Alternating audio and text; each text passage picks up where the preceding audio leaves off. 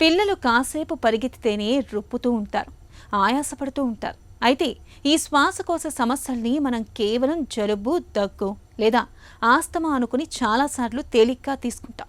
కానీ పిల్లల్లో కనిపించే ఆయాసం వెనుక కొన్నిసార్లు ప్రమాదకరమైన ఊపిరితిత్తుల సమస్యలు, ప్రాణాంతకమైన గుండె జబ్బులు కూడా కారణంగా ఉండే అవకాశం ఉంటుంది. పిల్లల్లో ఆయాసాన్ని ఎప్పుడు సీరియస్గా తీసుకోవాలో, ప్రమాదకరమైన జబ్బుల తాలూకు ఆయాసం లక్షణాలు ఎలా ఉంటాయో ఇప్పుడు తెలుసుకుందాం.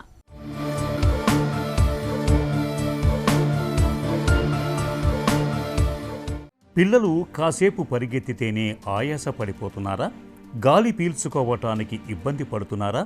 చాలామంది తల్లిదండ్రులు దీనిని కేవలం జలుబు, నిమ్ము లేదా ఆస్తమా అనుకొని పొరబడుతూ ఉంటారు. కానీ పిల్లల్లో వచ్చే ఇలాంటి ఆయాసం వెనక ఒక్కోసారి ఊపిరితిత్తుల సమస్యలే కాదు, గుండె జబ్బులు కూడా దాగి ఉండవచ్చు. ప్రపంచవ్యాప్తంగా ప్రతి 100 మంది పిల్లల్లో ఒకరు పుట్టుకతోనే గుండె లోపాలతో పుడుతున్నారని పరిశోధనలు పేర్కొంటున్నాయి. పిల్లలకు శ్వాస సరిగ్గా ఆడకపోవటం అనేది గుండె లోపల జరుగుతున్న నిశ్శబ్ద వినాశనానికి ఒక ముందస్తు హెచ్చరిక సంకేతం కావచ్చని చెబుతారు డాక్టర్లు. ఫస్ట్ మనకు పిల్లల్లో ఈ ఊపిరి తీసుకునే ఇబ్బందులు ఎలా ఉంటాయంటే ఫాస్ట్గా శ్వాస తీసుకోవడము లేదా డొక్కలు ఎగిరేయడం అంటాము. వాళ్ళకి శ్వాస తీసుకునేటప్పుడు డొక్కలు ఎగిరేస్తూ ఉంటారు. వీటిల్లో మనకు గుండె సమస్యని ఎలా తెలుస్తుంది అంటే ఈ ఇబ్బందితో పాటు, ఊపిరి తీసుకునే ఇబ్బందితో పాటు మనకు బరువు సరిగ్గా పెరగకపోవడము పిల్లలు, దానితో పాటు మనకు విపరీతంగా చెమటలు పట్టడము, ఫోర్ హెడ్ మీద, పామ్స్ మీద, అరిచేతుల మీద బాగా స్వెట్టింగ్ రావడము, వీటితో పాటు మనకు రిపీటెడ్గా తరచుగా వీళ్ళకి న్యూమోనియాలు రావడము, ఈ ఇబ్బందులు గమనిస్తామండి. ఇలాంటివి ఉంటే వీళ్ళలో హార్ట్ ప్రాబ్లమ్స్ ఉండే ఛాన్సెస్ ఎక్కువ. మనకు శ్వాసలో ఇబ్బంది వస్తుందంటే దానికి మెయిన్ కారణాలు ఒకటి ఊపిరితిత్తుల్లో ఇబ్బంది ఉండడము లేదా గుండెలో సమస్య ఉండడము, ఈ రెండే ఉంటాయి మెజారిటీ టైమ్స్. సో మనకేంటంటే ఊపిరితిత్తుల్లో ఇబ్బంది ఉందనుకోండి, అది మనకు ఫర్ ఎగ్జాంపుల్ ఏదైనా నుమ్ము వచ్చిందంటాము, న్యూమోనియా వచ్చింది, ముందంతా బాబు బాగానే ఉంటాడు, సడన్గా మనకు ఆయాసం మొదలవుతుంది. దాంతోపాటు ఫీవర్ ఉండడము, బాగా దగ్గు ఉండడము, తెమ్మటలాగా రావడము, ఇవన్నీ మనకు కొంచెం ఊపిరితిత్తుల వైపు తీసుకెళ్తాయండి. లేదు మనకు గుండెకి సంబంధించిన దానివల్ల శ్వాసలో ఇబ్బంది వస్తుంది అంటే బరువు పెరగకపోవడము, బాగా చెమటలు పట్టడము, రిపీటెడ్గా ఈ నొమ్ము లాంటి ఇబ్బందులు రావడము, లేదంటే వాళ్ళకి ఏంటంటే చెయ్యి మనం ఛాతీ దగ్గర పెడితే చాలా ఫాస్ట్గా గుండె కొట్టుకోవడము, ఈ ఇబ్బందులు ఉంటాయండి. అసలు గుండె లోపం వల్ల ఆయాసం ఎందుకు వస్తుంది? మన శరీర నిర్మాణం ప్రకారం గుండెకు, ఊపిరితిత్తులకు మధ్య విడదీయరాని బంధం ఉంది.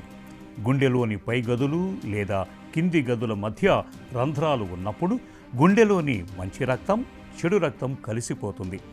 దీంతో రక్తం అంతా ఊపిరితిత్తులోకి చేరి వాటిపై భారం పెరుగుతుంది. దీన్నే వైద్య పరిభాషలో పల్మనరీ కంజెషన్ అంటారు.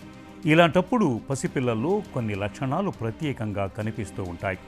తల్లిపాలు తాగుతున్నప్పుడు రొప్పుతూ మధ్యలోనే ఆపేస్తారు.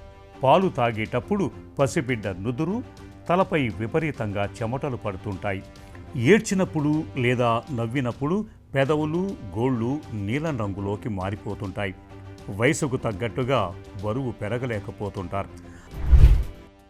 కామన్గా మనం రంధ్రాలు వింటూ ఉంటాము. రంధ్రాల్లో చాలా రకాలు ఉంటాయి, ఏఎస్టీ, విఎస్టీ, పీడిఏ అని. సో మనం ఫర్ ఎగ్జాంపుల్ ఈ పీడిఏ అనే రంధ్రం తీసుకోండి.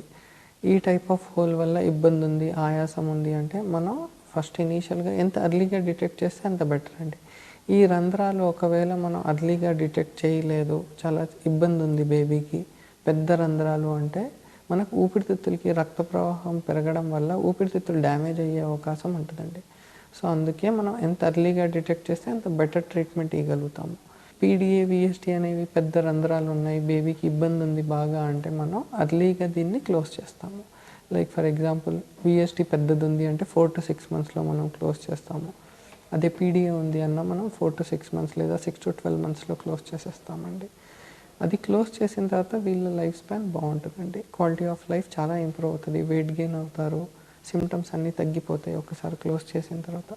అదే ఏఎస్టీ అనే హోల్ ఉంది, వీళ్ళల్లో సిమ్టమ్స్ రావడానికి టైం పడుతుందండి.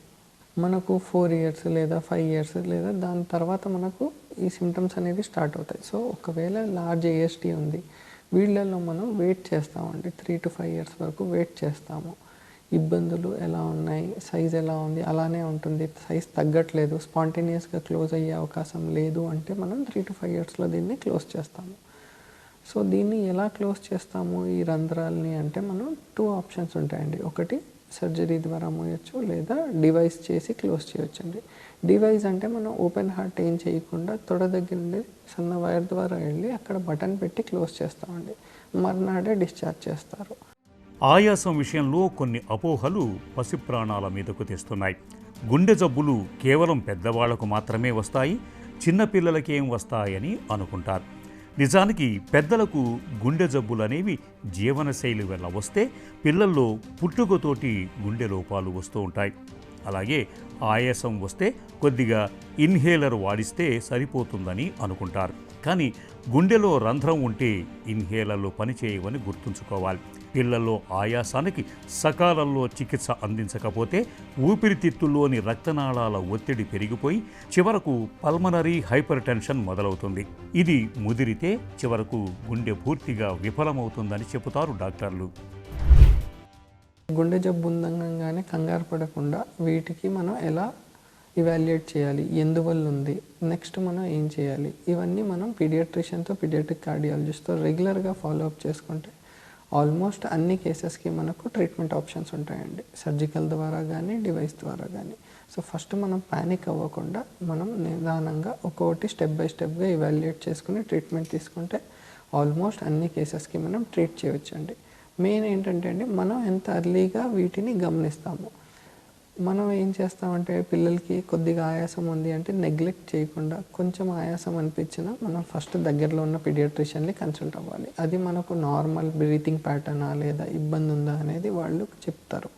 దాన్ని బట్టి మనం ఇవాల్యుయేట్ చేసుకుంటే సరిపోతుందండి. పిల్లల ఆరోగ్యం విషయంలో తల్లిదండ్రుల అప్రమత్తతే వారికి రక్షణ కవచం. పిల్లల్లో ఆయాసం కనిపించిన వెంటనే పీడియాట్రిక్ కార్డియాలజిస్టును సంప్రదించాలి. కేవలం ఒక చిన్న 2D ఎకో స్కానింగ్, ఈసీజీ, ఛాతీ ఎక్స్రే ద్వారా గుండెలో ఎక్కడ లోపం ఉందో 100% ఖచ్చితత్వంతో కనిపెట్టవచ్చు.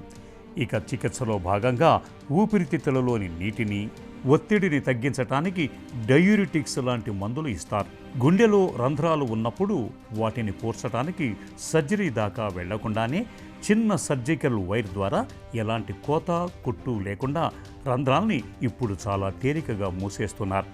అయితే గుండెలో సమస్యలు క్లిష్టంగా ఉన్నప్పుడు అధునాతన ఓపెన్ హార్ట్ సర్జరీ చేయాల్సి ఉంటుంది. ఇక పిల్లల్లో గుండె జబ్బులు తలెత్తకుండా ఉండాలంటే గర్భిణీ దశలో డాక్టర్ సలహా లేకుండా సొంతంగా మందులు వాడకూడదు. గర్భంతో ఉన్నప్పుడు 18 నుంచి 22 వారాల మధ్య ఫీటల్ ఎకో పరీక్షను తప్పనిసరిగా చేయించుకోవాలి. ఈ పరీక్ష సాయంతో లోపల బిడ్డ గుండె ఎలా ఉందో పుట్టకముందే తెలుసుకోవచ్చు.